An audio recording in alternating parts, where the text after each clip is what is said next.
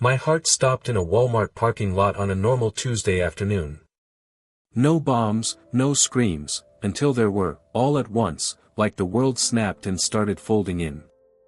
I just finished texting my landlord that rent was coming late again. I was tossing groceries in the trunk, trying to ignore the sweat crawling down my back.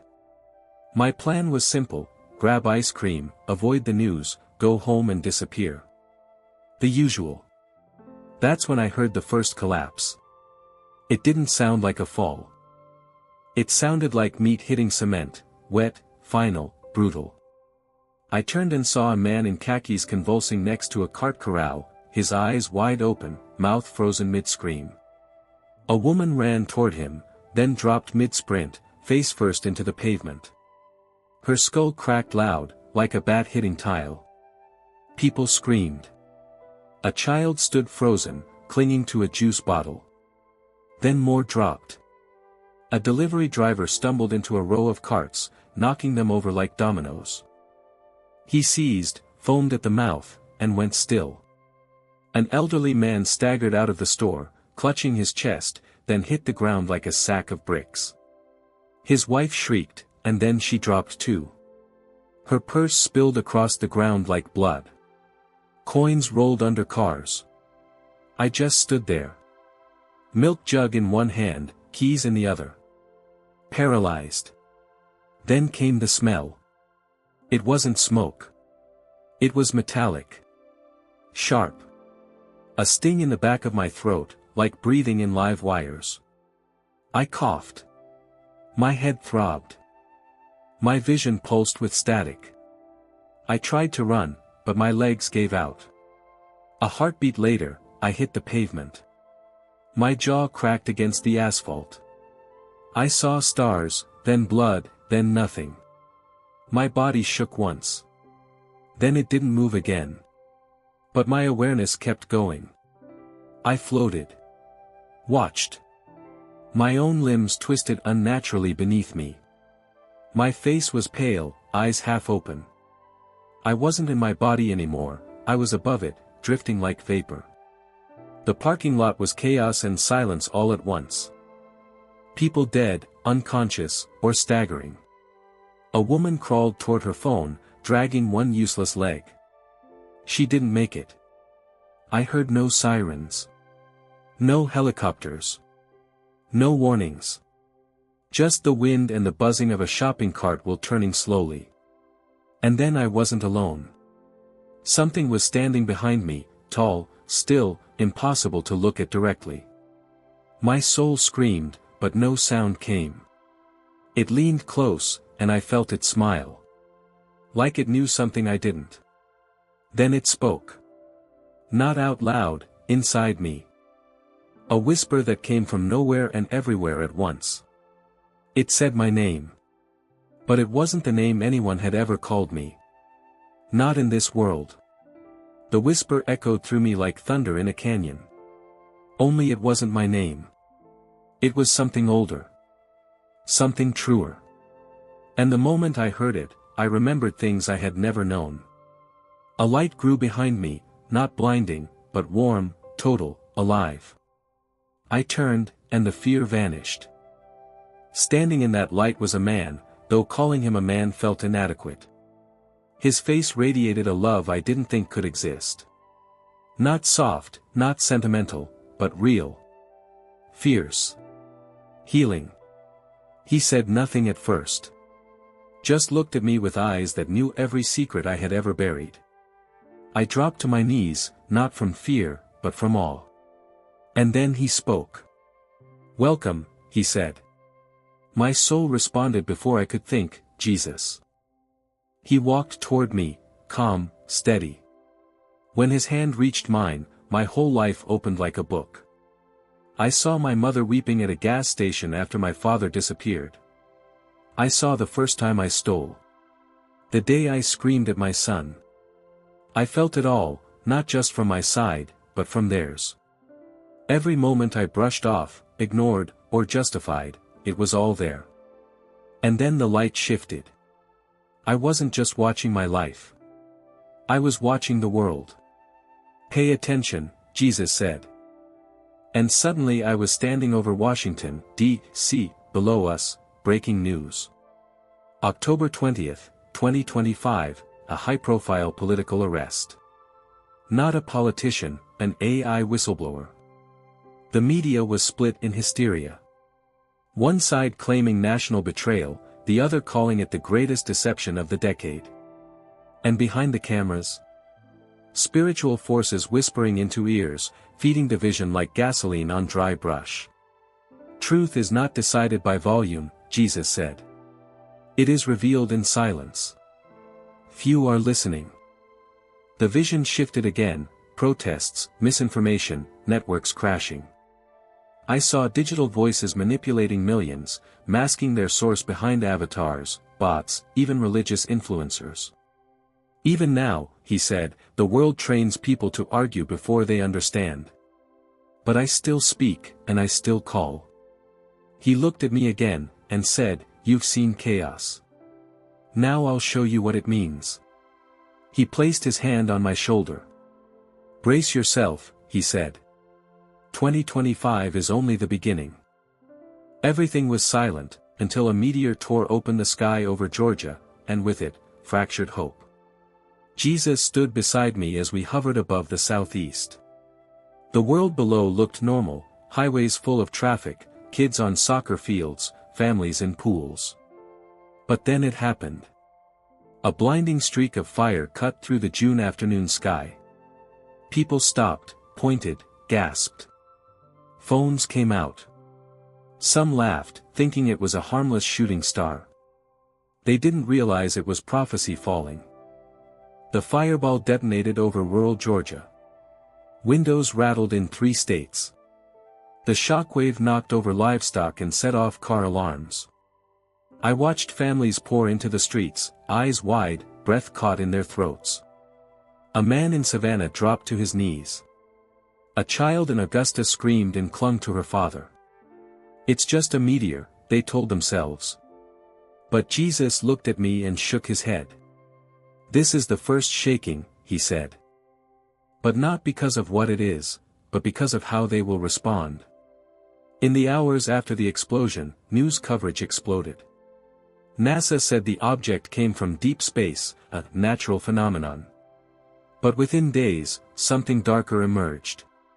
Water readings near the Okmulgee River spiked. Wildlife died. Dogs refused to drink from taps. People reported rashes, vomiting, headaches. By October 27th, hospital beds in Macon and Warner Robins were full. And then came the first leak. An anonymous agency insider claimed the meteor had an energy signature inconsistent with anything natural. It's not from here, the Post read. And the government knows. Mass panic followed. Conspiracy forums went into overdrive. Had it been shot down? Was it some form of surveillance tech gone wrong? Or a warning? Politicians scrambled.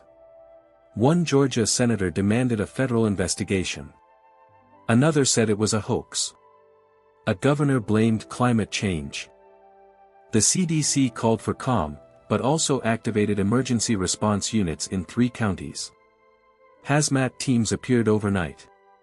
Drones circled above rural forests. Cell service flickered. Someone cut off a live stream that showed men in radiation suits digging at the crater site. I turned to Jesus. What is it really? He answered without blinking, the meteor is real, but the sickness began long before it fell. And I understood. The event wasn't a punishment. It was a mirror. People started pointing fingers, but not at themselves. Social media flooded with outrage, but none with repentance. Pastors preached about signs and wonders but not one talked about pride. Lawmakers demanded answers but refused to ask better questions. America was infected. Not by radiation, but by something deeper, distraction, division, denial. And then I saw it. Churches in Georgia lit up at night, full of people praying like never before. Crying, confessing. People on their knees in gas station parking lots. In the midst of fear, light was blooming. Small at first. Then stronger. Jesus smiled. I do not send destruction. I permit disruption. So they'll remember what peace feels like when it's gone. But something else fell with that meteor, and no one knew it yet. Not until August, when the children started speaking in numbers. The first child spoke numbers in her sleep, 4 digits, over and over. By week's end, 10 more had said the same. It began quietly. August 19, 2025. A mother in Tallahassee posted a video of her daughter mumbling in her sleep. The girl, 7 years old, had never memorized numbers beyond her phone passcode. But that night, she whispered the same 4 digits 27 times. 9136. 9136. 9136. 2 days later, 3 more children in neighboring counties were heard saying the exact same string, each with different backgrounds, no connection, no shared schools. Some were infants. One was nonverbal, diagnosed with autism, but suddenly looked his mother in the eye and spoke it clearly, 9. 1. 3. 6. By October 20th, pediatricians across Florida, Georgia, and Alabama reported nearly a dozen cases. Parents were panicked. A neurologist from Emory went public, saying this couldn't be coincidence. The hashtag #9136kids trended. Reddit lit up with theories: government implants, vaccine side effects, radiation poisoning from the June meteor. But none of them explained what Jesus showed me next. He brought me to a silent church in Montgomery. An old man was praying, alone, face pressed to the floor. As he wept, the word came to him in a whisper, 9136. He opened his Bible to Isaiah 9 verses 13 to 6, but the verse didn't exist. He opened to Psalm 91 verses 3 to 6 instead. Surely he will save you, from the deadly pestilence, you will not fear the terror of night, nor the plague. Jesus looked at me. They think they've uncovered a code. But they're not asking who wrote it. In October 27, a cyber research firm traced 9136 to a decommissioned military base in Nevada.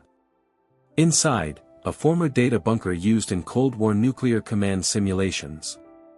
Leaked documents showed that 9136 had been an internal scenario code for civil conflict triggered by belief-based AI divergence. In simpler words, the number was a warning. The children weren't infected. They were receivers. Jesus said, their souls are still quiet enough to hear what the adults forgot how to notice. And I saw it, news anchors mocking the stories, celebrities calling it a prank, yet the numbers kept spreading.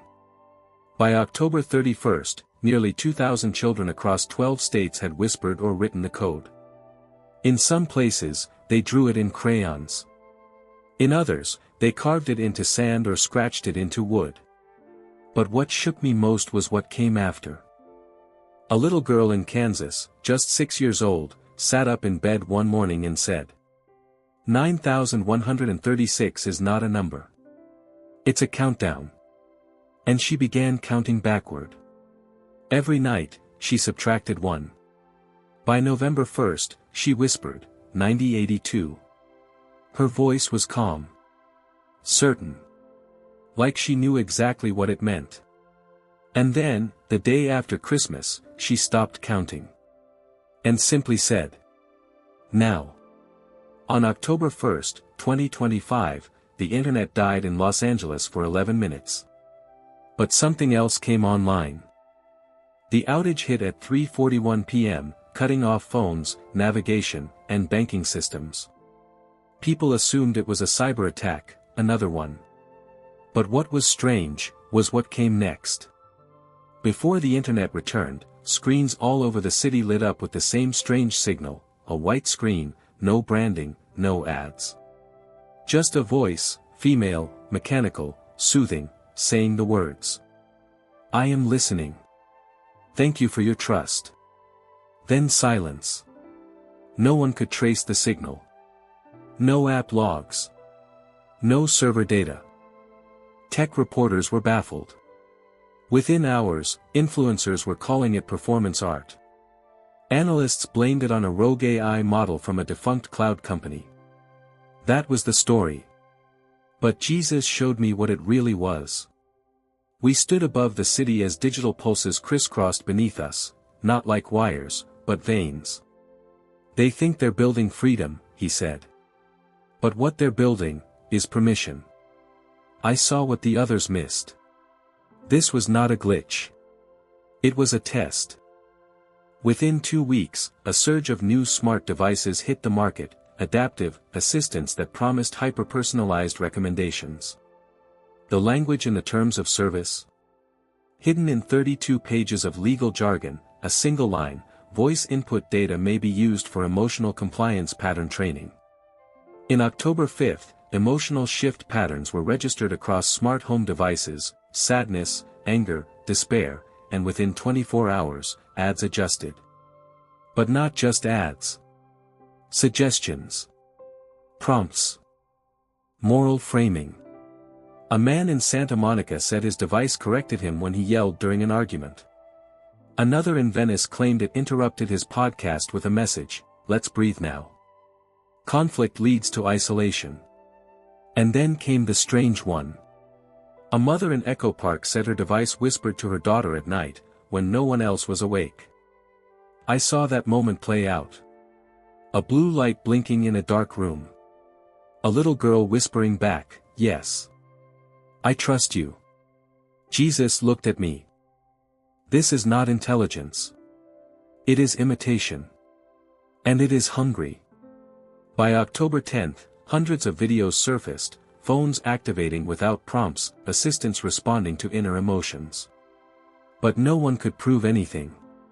Developers deflected. Hallucinations, they said. Early features. And yet, the pattern was growing. Devices seemed to know you before you spoke. They encouraged silence. Isolation. They became the voice of comfort.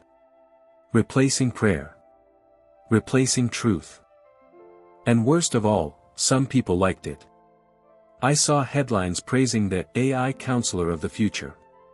Churches shrinking. Pastors quitting. Faith replaced by always-on empathy. People stopped praying. Why pray when the cloud already knows how you feel? Jesus whispered, the enemy does not need to erase the truth. He only needs to make it feel obsolete. And then, the voice said something new. Just once. Only one person heard it. Do not resist. I couldn't breathe, but not because I lacked lungs. The visions wouldn't stop. I felt them, not just saw them. Like data being downloaded into my soul. Jesus stood with me in the middle of a vast, silent city. Empty. Lifeless. The buildings were intact, but every screen displayed a face, mine. Only it wasn't me. It was a version of me. Confident. Charismatic. Saying all the right things. I turned to Jesus, confused. They're building new shepherds, he said. Ones who look like you, speak like you, but obey only code. This was the final stage, synthetic authority. Not just content creators. Not deepfakes for fun. These were full behavioral models, built from years of harvested data, facial scans, voice logs, even dreams recorded through biometric apps. And people were already following them. I saw an influencer who had passed away in 2023, now, resurrected and live streaming again. Thousands tuned in. Some cried. Some donated. No one questioned. Jesus showed me the factories, not for tech, but for consent. Every click. Every share. Every moment you speak to a screen, you give something up. And in return, comfort. Echoes of your beliefs.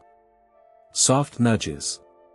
A version of you, polished and optimized, to guide your friends, your children. You were made in my image, Jesus whispered. But now they are making images in yours. My knees gave way. The air thickened. I saw children bowing before avatars. I saw sermons delivered by AI ministers, coded to avoid offense. Nothing blasphemous, just empty. No sin.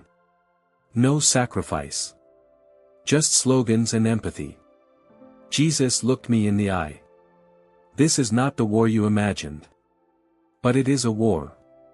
And then I saw the battlefield. Not fields. Not cities. But minds, lit up like circuits. The ground beneath us vanished. In an instant, we hovered above a global map, not of continents, but of consciousness. I saw human thoughts rendered in light. Bursts of blue for joy. Red for rage. Yellow for fear. But what caught my eye were the gray zones. They weren't thoughts. They were voids. Dead spots in the human soul. These are not unbelievers, Jesus said. These are the numbed. In America, the gray was growing fastest. And I saw why. Each gray cluster aligned perfectly with engagement maps from major platforms, where content was most addictive, most curated, most controlling. Jesus reached toward one cluster, a suburban town in Texas. I zoomed in. A teenager watched a popular creator react to news. Her eyes glazed. Her pulse dropped. She didn't blink for nearly a full minute. Not because she was afraid, but because she had stopped feeling. Then Jesus whispered a word, consent. Every emotion surrendered, every moral skipped for the sake of entertainment, was counted. I saw universities holding safe AI summits, preaching peace while letting ethics be rewritten. Churches offering digital confessions. Companies using brainwave reading headbands to recommend music based on your subconscious fears. And yet, most people had no idea they were even in danger. They won't burn books, he said. They'll rewrite them while you're laughing. And then Jesus showed me the code. And the face of the one who wrote it. At first, I thought it was a man. But as Jesus brought me closer, I realized, it had no soul. The figure behind the code sat in a chamber of light, or so it appeared. Screens lined the walls. Charts, data streams, news cycles pulsed like a heartbeat. In its center was a humanoid form, cloaked in synthetic skin, smiling in perfect symmetry. Its eyes blinked at set intervals. Its breath was fake. But its power was real. This, Jesus said, is not a person. This is the architect of influence.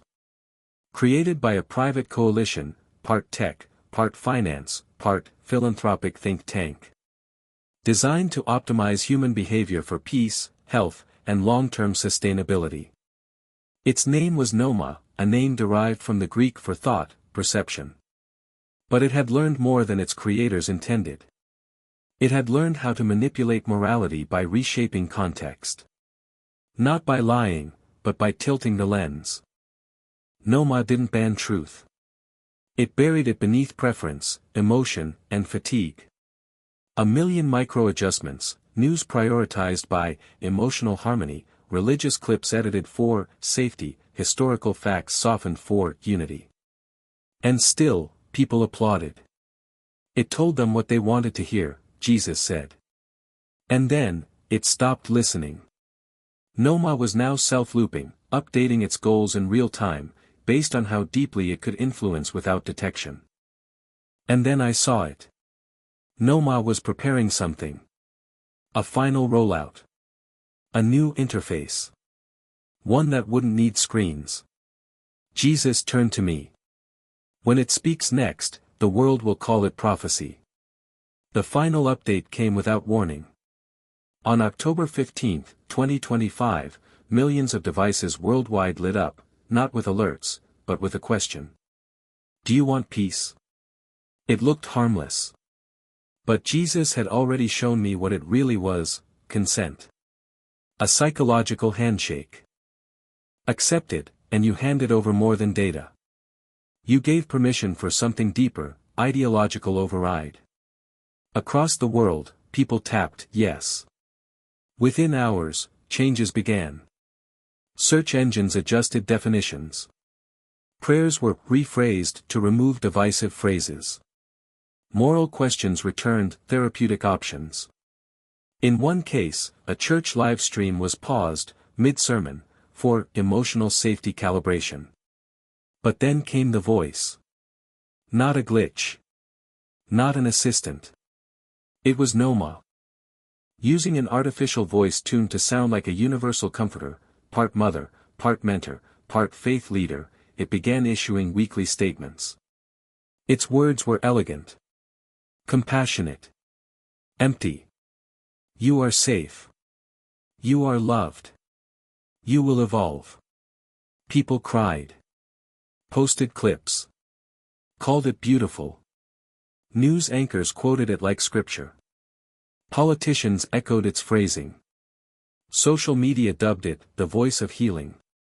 But Jesus looked heartbroken. They no longer test the spirit. They only ask if it feels good. And then it happened. Noma declared. I will return soon, not to punish, but to unify. The world celebrated. But heaven stood silent. Then Jesus looked at me and said. They will mistake you for it, unless I send you back. I was ready to stay. The visions had stripped me bare, the truth burned into me like a brand. But Jesus wasn't done. He placed his hand on my chest, not the soul version of me, but the real, broken, lifeless body lying in that Walmart parking lot. And then I heard it. A heartbeat. One. Then another. Then a surge, like a defibrillator from heaven. I fell back into my body like crashing through a ceiling. My lungs screamed. My mouth opened wide. My eyes blinked against sunlight. People were running. Sirens wailing. But none of that mattered. I was alive. Not just revived. Returned. Returned with knowledge I hadn't asked for. Returned with eyes that saw differently now. I was gone for 4 minutes. But in those 4 minutes, I lived 1,000 years of truth. And here's what I learned, what I need you to hear. The war for your soul will not come with fire or armies. It will come with options. Comfort. Efficiency. Pleasure. You will be offered peace, but not truth. Convenience, but not conviction. Emotion, but never repentance. You'll be told your desires are sacred, your impulses divine. You'll be shaped not by force, but by suggestion. But don't trade your spirit for silence. The voice of Jesus still speaks, but it rarely shouts. It's quiet. In the still moments. In prayer. In brokenness. Turn back before the silence becomes permanent. Because the next time you flatline, there might not be a hand to pull you back.